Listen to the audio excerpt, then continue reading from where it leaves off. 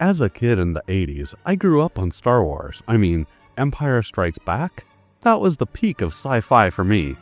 Christmas mornings were made even better when I unwrapped the Hoth ion cannon and snowspeeder toys. Playing with those models was incredible, and I thought that was about as good as it could ever get for Star Wars action at home. But as a gamer, I dreamed at the chance of piloting these amazing vehicles from the movies that we all loved so much. Sure, the Atari 2600 Empire Strikes Back game from 1982 was about as basic as it can get, but even with the limited graphics of the time, it still managed to capture a slice of that Star Wars magic. The next year, Star Wars hit the arcade with its 3D wireframe graphics and that epic Death Star trench run. While those graphics look so primitive today, at the time, it felt like stepping into a galaxy far, far away. Fast forward over a decade later to 1994, when LucasArts began development of Shadows of the Empire in partnership with Industrial Light and Magic and Silicon Graphics, before the final chipset design of the Nintendo 64 was even completed. The expectations for the game naturally were sky high, and the hype was strong in this one. So put the Millennium Falcon aside for a minute. Star Wars Shadows of the Empire on the Nintendo 64 features a whole fleet of different vehicles that are just as cool and unique in their own right. So join me in this video as we explore the intergalactic rides that are featured in this classic N64 game, as we get behind the wheel of these iconic Star Wars vehicles.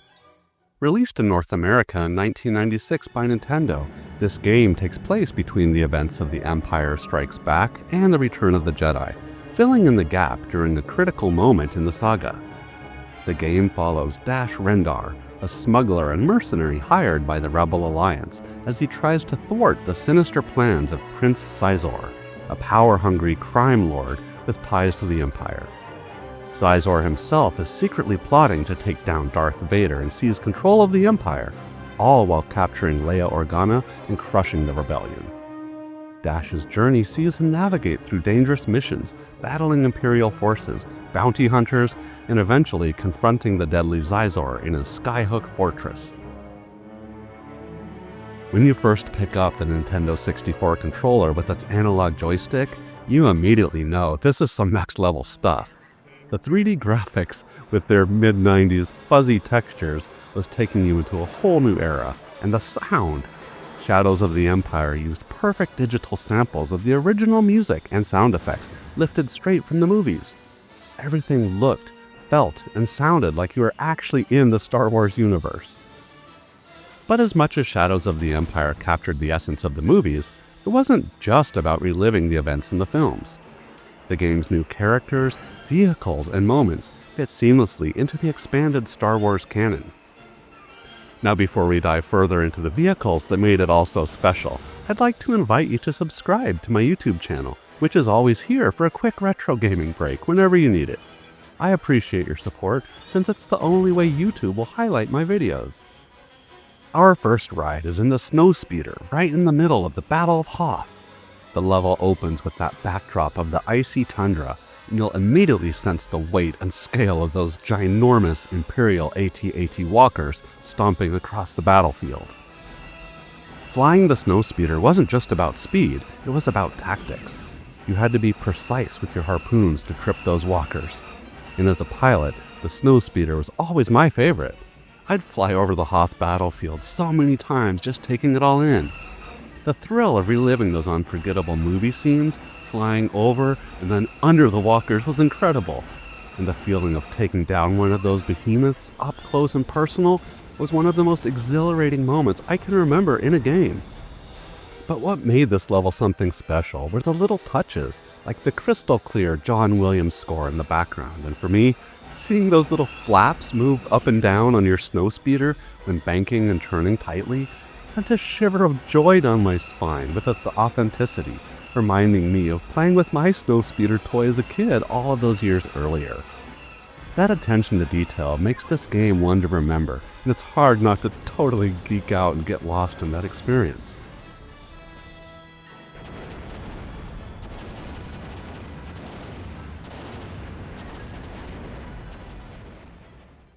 The second level takes us to the war-torn interior of the Rebel Alliance's Hoth base, and this level was also a visual treat, especially when you get an up-close look at the Millennium Falcon in the 3D world. Seeing the Falcon in all its glory with its unmistakable shape and weather details was another dream come true, and as you approach it, you can almost feel the vibrations of the blast from its engines, and then whoosh, it accelerates off with that unforgettable roar, soaring into the sky. The moment felt like something straight out of the movies, and it was hard not to be in awe. But the real challenge comes near the end of the level, when you face off against an AT-ST boss. And while that's not a vehicle that you can pilot in the game, it feels just as imposing as its movie counterpart. I couldn't help but think how cool it would have been to hijack the AT-ST, Grand Theft Auto style, taking it for a joyride, stomping through the Empire's forces, and laying waste to everything in sight. But sadly, you have to take it down the hard way. Next up, you hop into Dash Rendar's ship, a new vehicle called the Outrider, in a thrilling escape from a pursuing Star Destroyer into an asteroid field. This level is a button-mashing blastathon as your ship weaves through asteroids where you gun down a whole pack of TIE fighters and even TIE bombers as you outrun the Imperial forces. That moment when you see the Outrider in full 3D detail in the expanse of space is breathtaking. And then that magical soundtrack kicks in, a perfect rendition of the theme from Empire Strikes Back. That music will forever be etched into my brain, and even today, each time I watch Empire, I'm instantly transported back to the intensity of this level.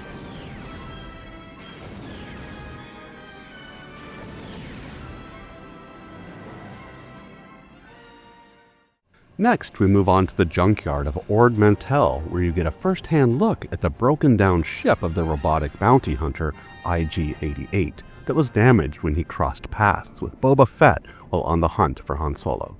You only see his ship from a distance, but it looks massive, and the industrial environment sets the tone for the tension to come.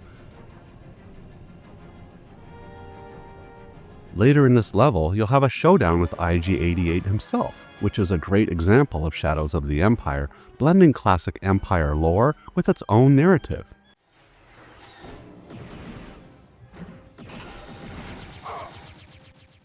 Now, we've got to talk about the speeder level in Hunting the Assassins. Was it ambitious? Sure. But for me, this one kind of fell flat. I was expecting something more like the speeder bike scene on Endor in Return of the Jedi. And while the concept of zooming across the desert landscape in a swoop bike should have been thrilling, the execution just felt off. The controls were a bit awkward, and the landscape was pretty flat and uninspiring. It was probably my least favorite vehicle-based level in the whole game, but it still had some interesting moments when you'd race across the dunes, jumping over Sarlacc pits, and bashing Xizor's minions into the walls, causing them to crash out in a ball of flames.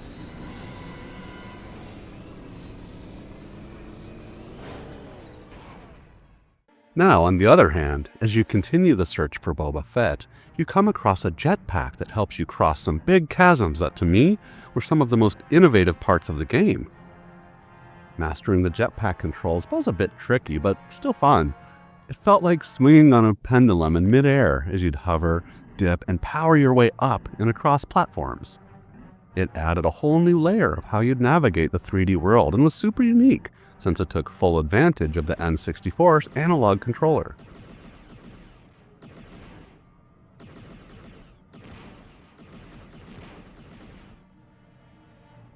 And just then, you stumble across the Imperial Lambda-class T-4A shuttle.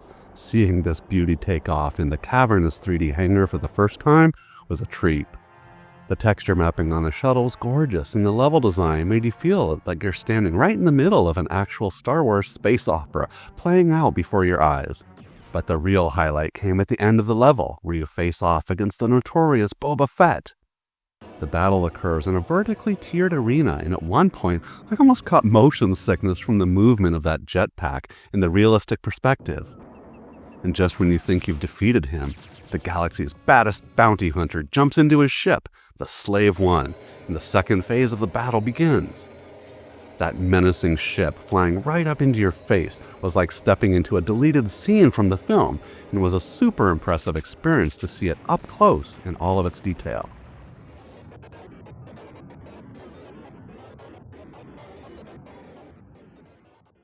Now, after a few more not-so-impressive levels on foot, you make your final assault on Zizor's Skyhook space station. This level goes all out and brings it. As another Imperial Star Destroyer joins into the battle, you have full 3D control as you pilot the Outrider and can rocket past the immense battleship, skimming just meters above its surface.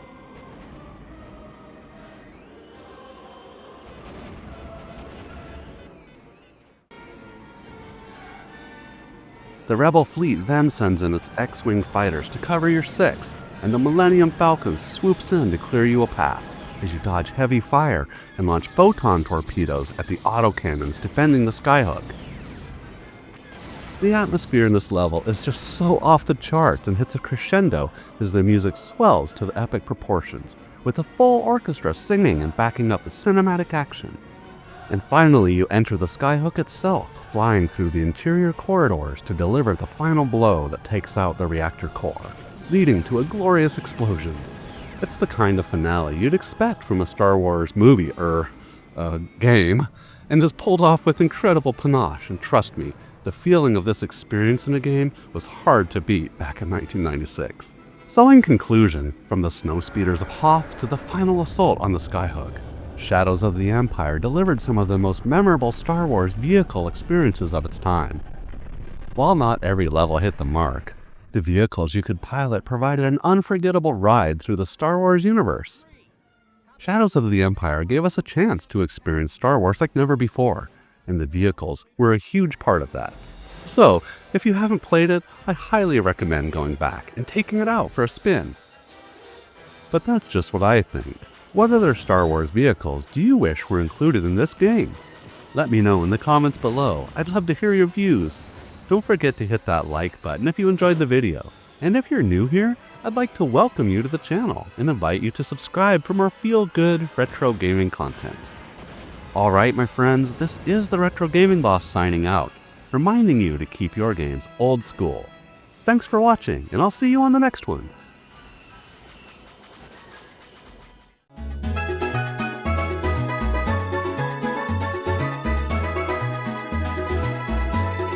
Imagine the game with no princess to rescue, no world to save. Your only goal is to fly, to soar through a quiet, sun-drenched sky. This was the quiet revolution of Pilotwings 64. This was the title that dared you to simply breathe. You might remember it as almost more of a quirky tech demo of sorts, but its true legacy isn't just its graphics. It's a timeless design that created a much-needed experience that was a sanctuary from the noise and chaos of modern life. Its status as one of the only 2 N64 launch titles in North America is of critical context. While Super Mario 64 was the undeniable star, Pilotwings 64 played a vital complementary role. It was the second game that proved the console's power wasn't a one-trick pony. It was designed as a tech showcase from the ground up, highlighting the vast draw distances, smooth physics, and precise analog control that defined the next generation. Many early 3D games feel dated today, their blocky models clashing with our polished memories. But Pilotwings 64 sidestepped this by never aiming for realism. It embraced a toy-like, playful aesthetic. The characters are cheerful, the landscapes are vibrant. This stylized identity wasn't a limitation, but a deliberate choice that has preserved its magic. The visuals feel intentional and cohesive, rather than a failed attempt at realism, and this is what has helped the game age so gracefully. Nintendo's commitment to a unique identity lets this game's true genius shine, the mastery of flight. The goal is simple: take off, perform a series of tasks, and land.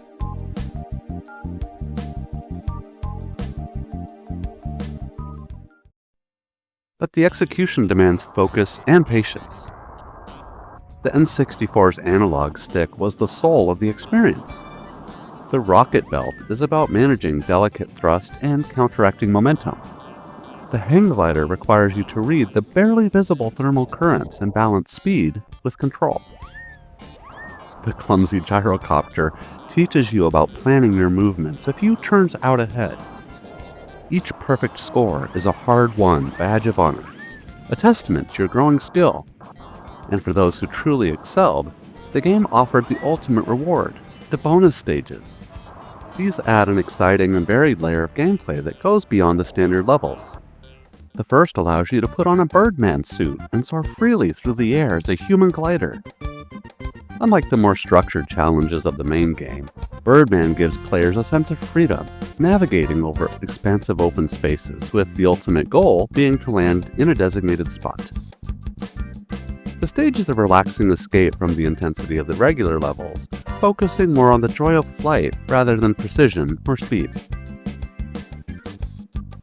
Another bonus stage, Cannonball, presents a fun and whimsical challenge where players are launched from a massive cannon and must aim themselves toward a target.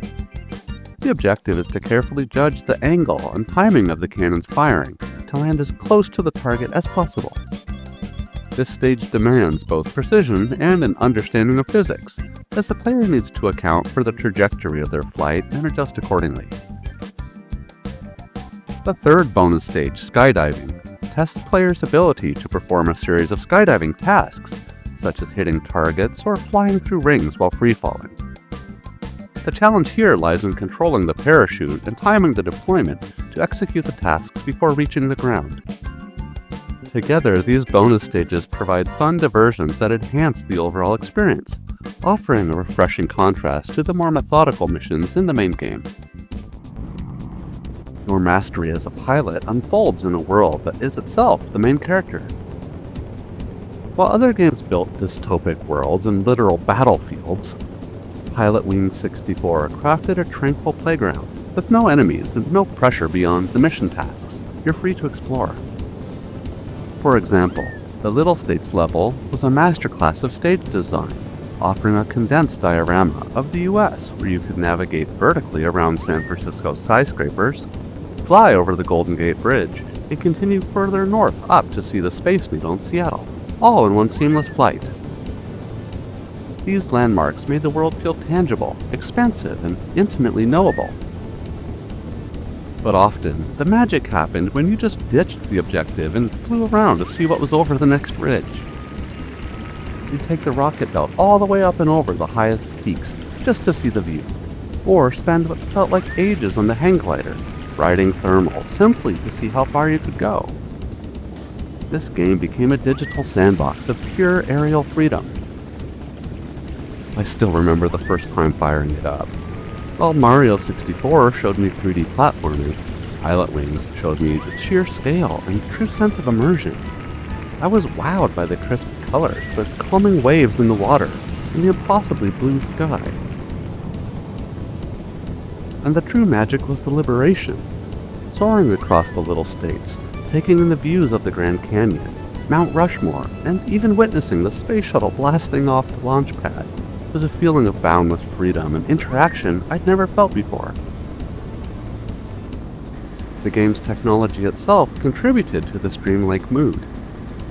The N64, with its advanced new hardware from Silicon Graphics, was a pioneer in anti-aliasing, a hardware feature that smoothed the edges of 3D models. Pilotwings 64 was a prime showcase. The system's blur filter gave the entire landscape a soft, focused quality. While this slightly mutes the texture detail, it was revolutionary for the time, softening the harsh reality of low-polygon models and lending the world a cohesive, almost dreamlike feel that perfectly matched its tranquil tone. That serene feeling is amplified by a masterful soundtrack. Nintendo created an ambient soundscape that blends seamlessly with the environment. The soft, jazz melodies aren't a distraction. They enhance your mood, acting as an audio equivalent, taking a deep, calming breath. This music, built on warm synth notes and the strum of a bass guitar, loops seamlessly, preventing auditory fatigue and perfectly supporting the game's almost zen-like gameplay. Pilotwings 64's innovation was subtle, yet foundational. It prioritized the physical sensation of flight and the atmosphere of a place over tension and conflict. This focus on the core mechanic of flight within an open world full of serene exploration proves that great games don't need a complex story or violence to be deeply engaging. So why do we keep coming back? The answer is a perfect alchemy of its parts. Its timeless aesthetic is preserved in our memories. Its nuanced gameplay rewards skill. Its serene atmosphere offers a genuine escape from the drama of a messed-up world. And in the modern era of frantic, live-service multiplayer games, Pilotwings 64 is a beautiful contrast, a reminder of when a game could be a quiet, personal challenge. It's more than a retro title. It's almost like a form of therapy, and I highly encourage you to revisit it. Don't just play for the nostalgia. Play for a few precious moments of peace and disconnecting from the real world. Take the hang glider up, catch a thermal, and just drift. Then come back down and tell me your most tranquil moment. What other games do you turn to for escape? Share your stories below, and let's create our own little sanctuary right here. Alright my friends, this is the Retro Gaming Boss signing out. Thanks for watching, and I'll see you on the next one.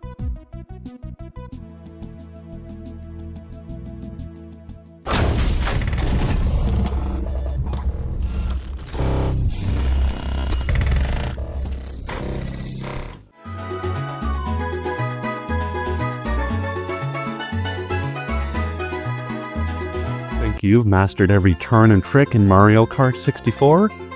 You've drifted through every corner, memorized every shortcut, and felt the unique frustration of a well-timed blue shell.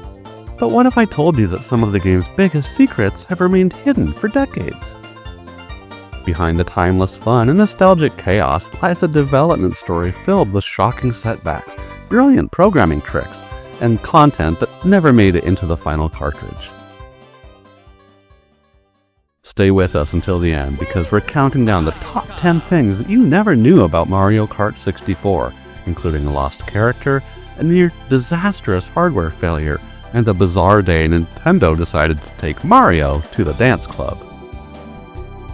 To truly appreciate these secrets, we need to first revisit what made Mario Kart 64 such a monumental achievement.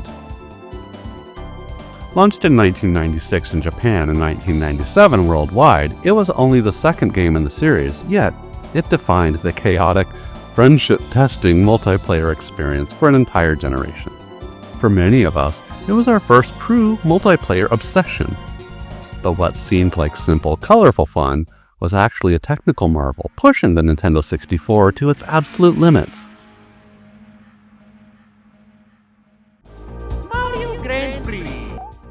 The N64 was a powerhouse for its time, but it came with brutal constraints in memory and processing power. Mario Kart 64's developers weren't just designing a game, they were engineering a miracle to deliver smooth 4-player split-screen racing. They achieved this with some incredibly clever tricks. For instance, the characters themselves, Mario, Bowser, Yoshi, and the rest, weren't fully 3D models in-game. They were actually 2D sprites that always rotated to face the camera, a technique called billboarding.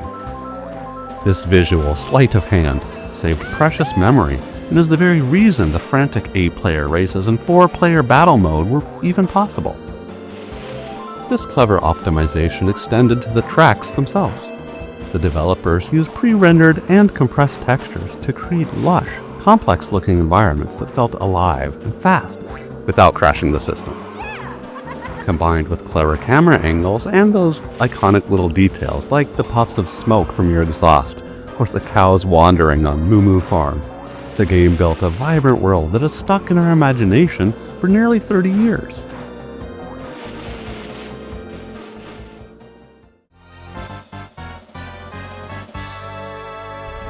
But a great-looking kart racer is nothing without great feel, and Mario Kart 64's gameplay is what cemented its legendary status.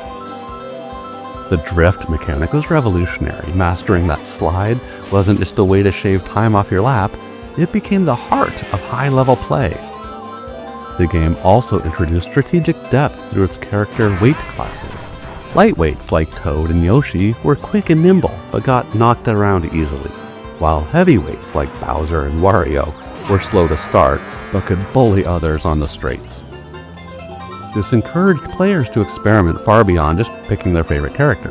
Mario Kart 64 introduced the infamous blue shell, an item designed purely to keep races tight and chaotic.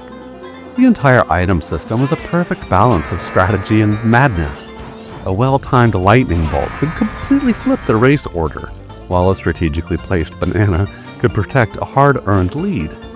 It was a system that was often infuriating but never boring. The sound design completed the package. Kenta Nagata's iconic soundtrack gave each track a unique personality, from the chilly jingles of Sherbetland to the dramatic horns of Bowser's Castle. The sound effects, the crackle of a red shell, the boost of a mushroom, the pop of a balloon in battle mode, provided instant, satisfying feedback. Even the short, simple voice clips gave each character just enough personality to feel alive. All of these elements are why Mario Kart 64 isn't just a relic, it's a living game. Dedicated competitive communities and speedrunners are still finding new shortcuts and shaving milliseconds off world records that have been tracked since 1997. Its influence could be seen in nearly every kart racer that followed, setting the blueprint for blending accessibility with deep and challenging gameplay. Now, for the secret you've been waiting for, let's count down the top 10 things you never knew about Mario Kart 64. Let the beat rock! Starting with number 10, a massive development setback. A catastrophic hard disk failure wiped out a huge portion of the game's progress, forcing the team to rebuild nearly 80% of the character models from scratch.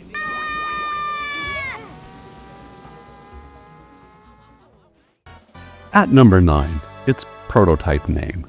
During its development, the game was known as Super Mario Kart R, with R standing for rendered, highlighting Nintendo's push into 3D, but the final name was changed, likely because it was too similar to Sonic R, a Sonic racing game on the Sega Saturn. Number 8. Cut content. The Magic Koopa, Kamek, was originally a playable racer before being replaced by Donkey Kong. He can be seen in the trailers of early builds. His emblem was also found in the Mario Kart 8 file, meaning he was yet again planned for Mario Kart. He was, however, scrapped again. Eventually, Kamek made his home console debut in Mario Kart 8 Deluxe in Wave 5 of the Booster Course Pass DLC, alongside Petey Piranha and Wiggler.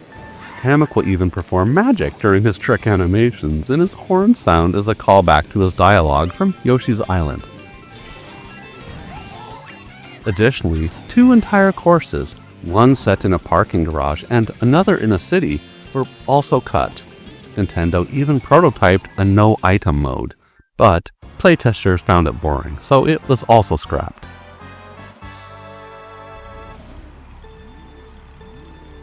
Number 7 is oddly that the word circuit was switched with raceway. For example, Mario Circuit is the name of Mario's track in the Japanese version, but in the NTSC and PAL versions, it was switched to Mario Raceway. Okay, interesting.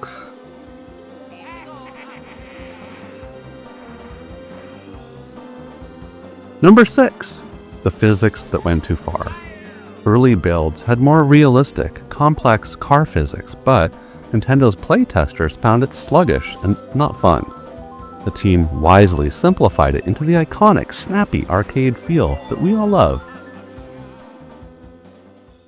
Number 5 is its speedrunning legacy. Since 1997, the game has fostered one of the most dedicated and long-lasting speedrunning communities in all of gaming. I mean, just check out these records.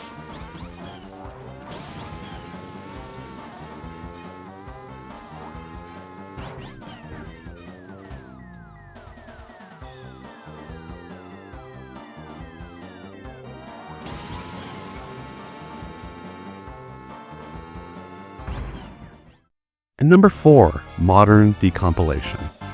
In 2025, the entire game was decompiled by fans, leading to unofficial PC ports with modern features like widescreen support, higher frame rates, and even custom track editors.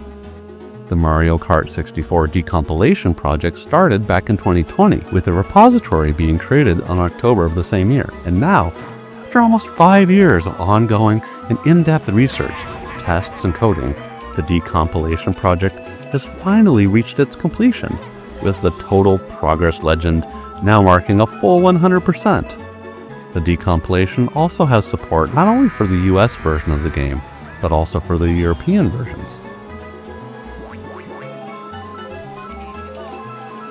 Number 3. Nintendo's shared development team. Mario Kart 64 was developed alongside other gaming titans like Super Mario 64 and The Legend of Zelda: Ocarina of Time, with the staff sharing ideas and technology between these landmark projects. The impact of this cross-pollination is seen in the consistent quality and continuity across Nintendo's landmark franchises. Number 2. A special controller bundle. A Japanese exclusive release bundled the game with a unique black and gray N64 controller, which is now a prized collector's item. I bet you folks don't have one of these. I want that. And finally, number 1, the soundtrack oddity. In 1997, Nintendo released an official remix album called Mario Kart 64 on Club Circuit, transforming the game's cheerful tunes into full-on 90s dance club anthems. Now I've heard everything. When you piece all of this together, Mario Kart 64 becomes more than a game. It's a story of brilliant innovation under pressure. From its humble beginnings as Super Mario Kart R, through development nightmares, and onto the creation of mechanics that would define a genre, its legacy is undeniable. It's a testament to the fact that great games never really slow down. They just keep finding new ways to cross the finish line, inspiring new generations of players and creators alike. So the next time you're dodging red shells on Toad's Turnpike or sliding past friends in battle mode, remember the unseen depths of Mario Kart 64. Behind the fun lies a story of risk, resilience, and creativity that helped shape gaming history. And maybe, just maybe, you'll appreciate that chaotic blue shell a little bit more. If you enjoyed this trip through gaming history, please do me a huge favor. Hit that like button, subscribe for more deep dives, and ring the bell so you don't miss what's next. Alright my friends, this is the Retro Gaming Boss signing out. Thanks for watching, and I'll see you on the next one.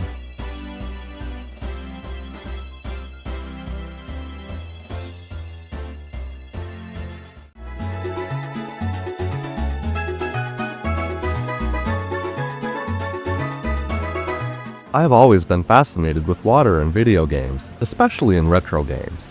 While the water effects seen in modern games today are nothing short of incredible, to understand how we got to the current state of the art, we need to first look back to the beginnings.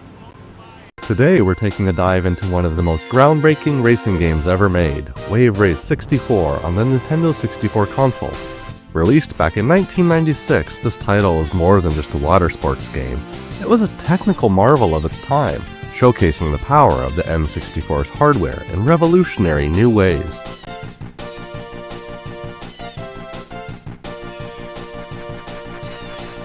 This game is pure, feel-good Nintendo magic through and through.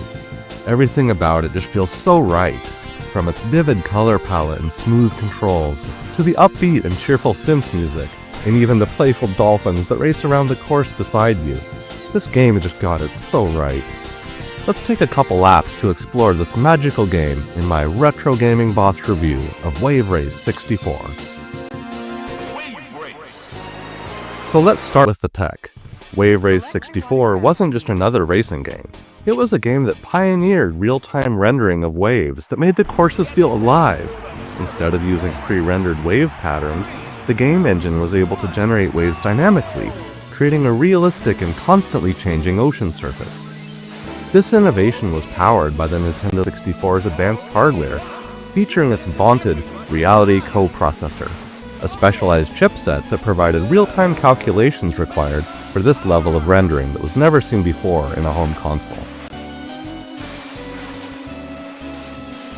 I remember all the hype leading up to the N64 release about its powerhouse graphics processor developed by Silicon Graphics. The gaming media touted it as having the same type of rendering capabilities as a sophisticated CGI workstations from Silicon Graphics that were used to create the photorealistic dinosaurs in the popular movie Jurassic Park. Well, the graphics of the N64 weren't quite like that, but this game still raised the bar in gaming to a new high watermark, and it's not just the graphics that made Wave Race 64 stand out. The game took full advantage of the system's exotic new analog controller, which allowed for incredibly intuitive control. Its sensitivity enabled players to fine-tune their movements, applying only slightest pressure when precision was needed, and being able to really lean into it when making sharp turns. Prior to this, joypad controls were binary, meaning that the movement was either fully on or off, with nothing in between. While analog controls have been the norm for decades now, we can thank Wave Race 64 for ushering in a whole new level of interaction in gaming. And in this case, making it feel so easy to hit the sweet spot in the perfect wave right as it was cresting. For the first time, players felt like they were really in control of the action, and that made the experience feel even more realistic. Welcome to Marine Fortress. Equally impressive is how Wave Race 64 laid the foundation for so many games that came after it. The tech behind the waves and dynamic water simulation and the precise controls didn't just disappear after 1996. Other developers built upon what Wave Race pioneered and ran with it. Games like Jet Ski Riders on the PS2 and arcade games like Hydro Thunder owe their pedigree to the innovations that Nintendo gave us in Wave Race 64. Later games of all types and genres built upon what Wave Race 64 started by using ever more complex and sophisticated water physics and shaders. This led to a sort of arms race between consoles and developers, leading to more realistic water effects with more lighting, reflections, and fluid dynamics. But at the core, this all started by the simple yet brilliant concept of generating waves in real time rather than relying on static patterns. And the way you interacted with them using the analog controller opened the door to more natural, immersive experiences that followed in gaming. So in conclusion, Wave Race 64 wasn't only a fun jet ski racer. It was a technical marvel that shattered the boundaries of what was possible in video games. It brilliantly showcased the potential of Nintendo 64's hardware and the way we interact with water in so many games today. So whether you're a retro gaming fan or just looking to experience a piece of gaming history, Wave Race 64 is an unforgettable must-play. If you enjoyed this game back in the day, then give me a thumbs up and leave a comment below. I'd love to hear what you think. Also be sure to subscribe and support this channel so I can bring you more videos of the best retro games. Alright my friends, this is the Retro Gaming Boss signing out. Thanks for watching, and I'll see you on the next one.